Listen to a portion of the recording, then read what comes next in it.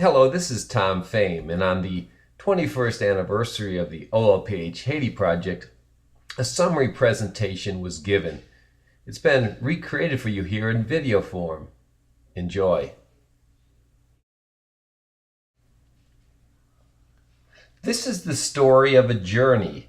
For over 20 years now, I've been walking with a community in this rural valley of central Haiti. We've been working together, learning from each other so that the community can grow in health and self-sufficiency.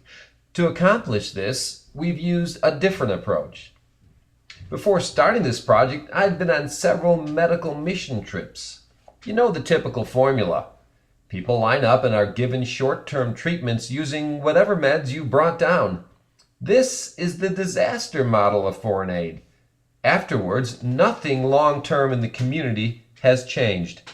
So I started a new project based on a simple but powerful idea: relationship. I put down my medical bag and built a foundation of trust and understanding, spending the first 2 years just getting to know the language, the culture, and the people of this rural Haitian valley. You know, sometimes when you're a hammer, the whole world looks like a nail. So often people want to impose their own skills and ideas on the community. For example, I'm a doctor and you're going to get medical care.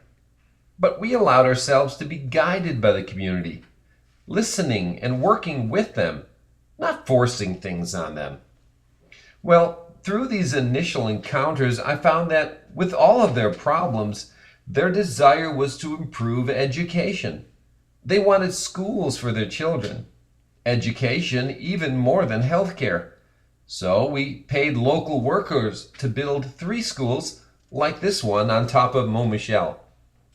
Now, buildings are great, but schools don't teach children. Teachers do. And the teachers weren't getting paid. So we started an endowment fund to provide salaries for all of our teachers. We also sent them to workshops to improve their skills and the quality of the teaching that they provided. They also say that you can't listen to your teacher if you're listening to your stomach. Well, kids were only getting 2 meals a week.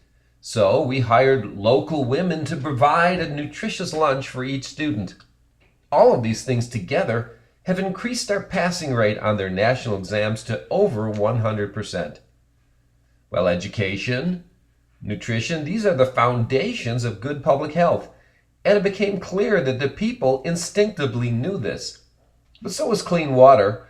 But the sources of clean water were far up in the mountains, needing to be carried long distances in heavy 5-gallon buckets, weighing about 40 pounds each. Well, they needed a water system, but I'm not a civil engineer. So we partnered with other experts to work with the community to build cisterns around these mountain springs and then gravity fed this water through pipes to a string of water systems where it is more accessible throughout the valley.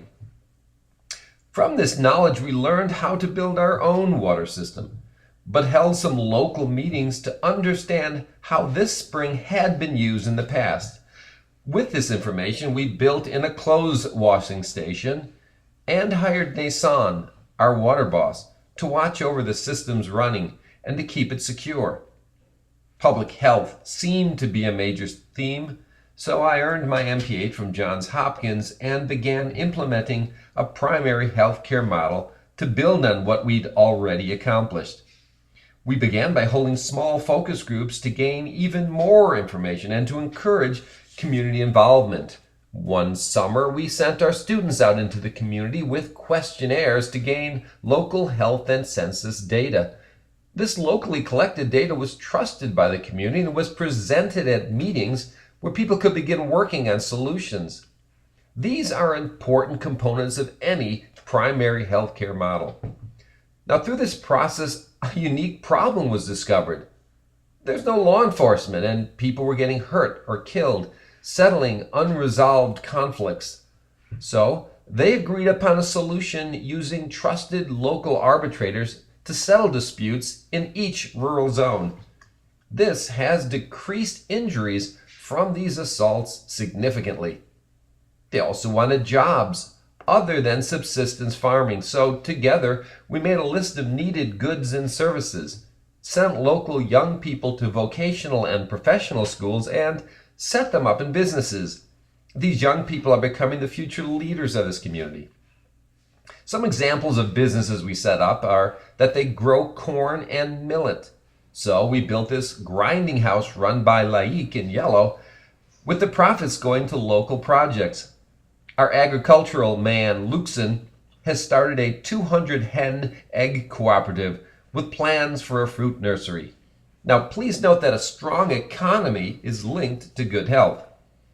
Here is my star pupil who is graduating from the first public health nursing school in Haiti. She'll take charge of our community public health program and begin building networks to promote even stronger community involvement and ways to find local solutions. Our health survey showed that 58 women had died during childbirth, so we partnered with Midwives for Haiti to provide monthly prenatal visits. They received a grant to create a permanent birthing center in a rural, underserved area of Haiti that also had infrastructure. Well, we were selected for this maternity clinic since we fit those criteria, and we had the data showing our need. Together, we converted our former guest house, which had solar panels and clean water, into a clinic for 2 Haitian midwives. Our survey also showed that most of these deaths occurred in remote areas, such as on top of mountains. So we started a 9-month training program for our traditional birth attendants who were located in these remote areas. They were taught clean birthing techniques and ways to spot clinical warning signs so people could get to the clinic before their conditions became fatal. Since then, we've had no maternal deaths. None.